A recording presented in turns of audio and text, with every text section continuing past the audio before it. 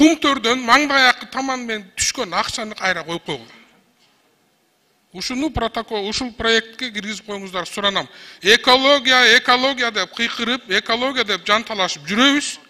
61 миллион долларды ошол убактагы өкмөт башка иштерге колдонуп салган.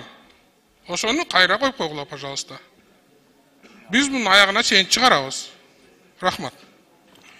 Биздин жазма буйрукта дагы ушундай жазылган. Рахмат. Кийинки сөз Нарматова Надира Азимовнаға берилет. Рахмат. Эсептөө палатасынын өкүлү, айтсаңыз 19,7 миллиард акчанга эмне үчүн отказ кылдыңар силер? Кайдан чыккан акча эле, анан эмне үчүн отказ кылдыңар? Бул деген текшерүү башталганда эле, мыйзам дал келбей калгандыгына байланыштуу биз ушундай эл аралык стандартка ушундай биздин укугубуз бар. Себеби мыйзам бергенде 5-разделди мыйзамды бекиткенде 20-жылдын 2 жолу изменение болгон. Майда, октябрь, ноябрда болгон. Ошол измененияда 5-раздел менен программный бюджет деп коебуз, билесиз. 11-11-2 дал келиш керек.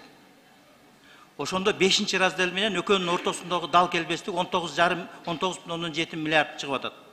Ошондуктан эгерде мыйзам туура эмес кабыл алынган болсо, биз мыйзамдын аткарылышын текшеришибиз керек. Ошондуктан биз ушул разделди текшерүүдөн баш тарттык. Тагдыр эмне болот эми? Тагдыры эми бул мыйзам аткарылды. Ошол аткарылган мыйзамды сиздердин алдыңыздарга алып келип атылат. 5-раздел боюнча, анан 11-11-2 кандай аткарылганы боюнча ошол бойдон калды.